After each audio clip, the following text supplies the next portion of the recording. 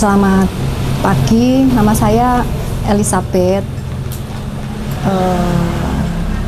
Usaha saya ini bergerak di bidang jasa fashion atau jasa jahit menjahit. Kemudian untuk berapa lama usaha ini berdiri itu sudah lama, jadi sudah lebih dari 10 tahun. Yang mengawali usaha ini karena dari awal passionnya sudah ada di situ, jadi sudah ada di bidang dunia tata busana. Kemudian berawal juga dari saya memasuki pendidikan kejuruan, yaitu dari SMK Negeri 4 Surakarta. Terus pada akhirnya saya bisa membangun usaha kecil ini, home industry ini sampai sekarang.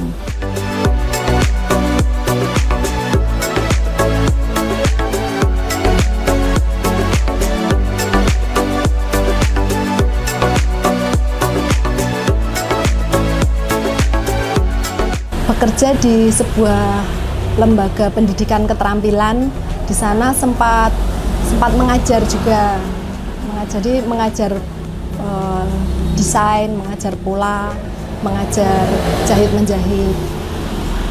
Sempat beberapa tahun bekerja di LPK, kemudian untuk menambah pengalaman lagi pindah bekerja juga di perusahaan batik yang berada di Solo, tepatnya di daerah Kauman. Kemudian setelah itu beberapa tahun juga pindah kerja lagi untuk mencari pengalaman di sebuah butik juga di Solo juga.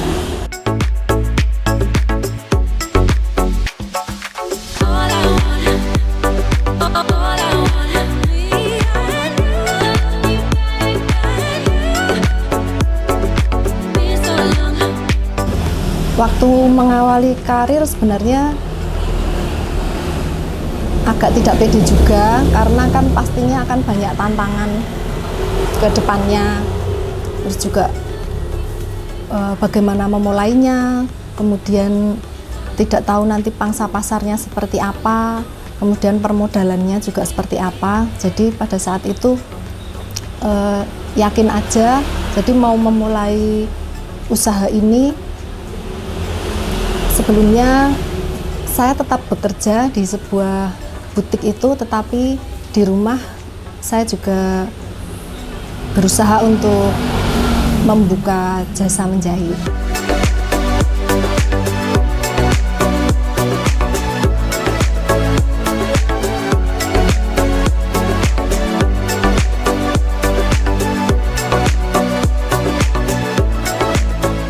Pertama kali saya mengerjakan untuk perorangan ya, jadi seperti ini, kayak dress, kayak kebaya ya, seperti ini contoh-contohnya.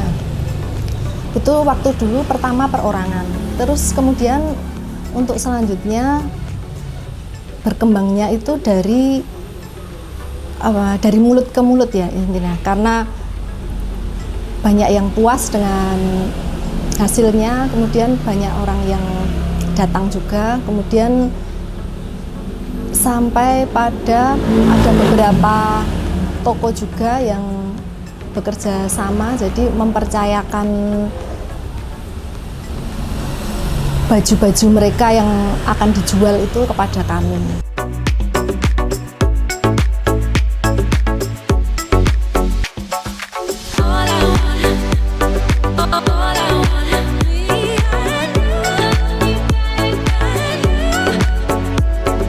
Pelayanan kita berusaha untuk seramah mungkin dengan konsumen, kemudian kita bisa mengerti maunya konsumen itu mintanya seperti apa.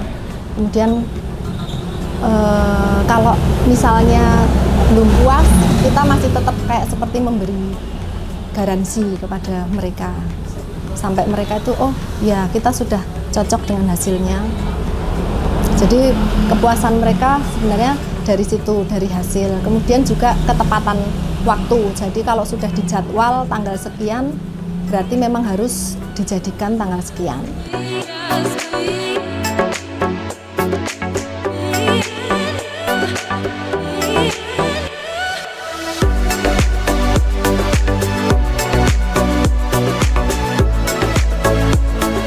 Pertama kita mengerjakan sendiri, kemudian lama-lama ada 1-2 orang yang membantu, kemudian sampai tahun 2019 itu sebelum corona itu sudah lumayan banyak sebetulnya karyawannya, mungkin sekitar 12 atau 13 orang pada saat itu. Tapi setelah ada pandemi, kita rampingkan karena takut tidak bisa memberikan pekerjaan buat para karyawan. Jadi pada sekarang ini tinggal 7 orang.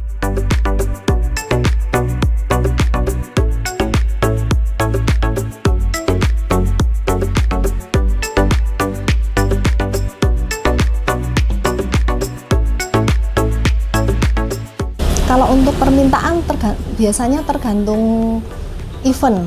Jadi misalnya seperti bulan Desember seperti ini, biasanya event Natal banyak. Jadi dari seragam-seragam. Terus kalau untuk bulan-bulan pada saat banyak orang menikah, itu juga kita melayani. Jadi banyak nanti mereka pasti akan kesini untuk minta bantuan membuatkan kebaya-kebaya untuk pengantin dan juga keluarganya, biasanya seperti itu. Kalau untuk hari-hari biasa, blus-blus kantoran biasanya, baju-baju kantor itu setiap hari kita membuat, karena kalau untuk orang bekerja itu pastinya kan setiap hari. Tapi kalau misalnya untuk orang punya kerja, terus event-event lebaran, event Natal, itu pasti kan ada bulan-bulannya.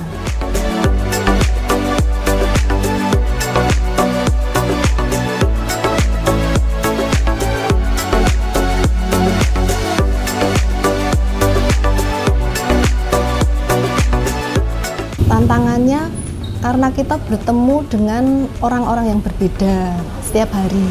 Terus kita harus memahami setiap konsumen itu seleranya seperti apa, kemudian wataknya konsumen itu seperti apa, jadi kita bisa melayani dengan baik lah, istilahnya seperti itu. Jadi konsumen itu merasa nyaman kalau ke sini, konsumen merasa kita itu memperlakukan mereka dengan baik, melayani dengan baik, karena pada dasarnya konsumen adalah raja.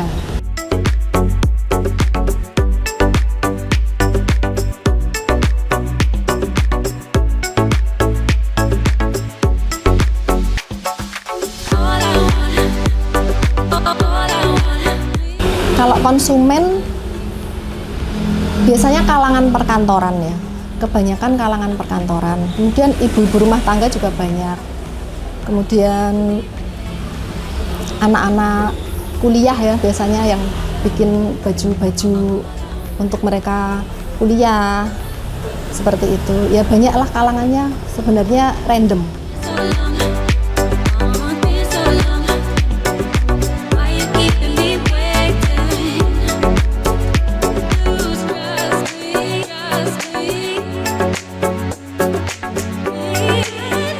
Kalau sekarang perkembangannya karena banyak model-model, karena saya itu menerima dari beberapa toko ya, dan biasanya toko itu kan sudah mereka order itu mereka sudah punya model yang sudah up to date lah intinya.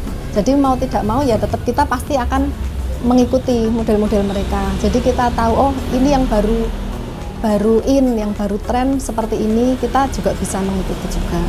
Kadang dari TikTok, dari YouTube kita juga bisa mengikuti tren-tren model tersebut, dari Instagram seperti itu.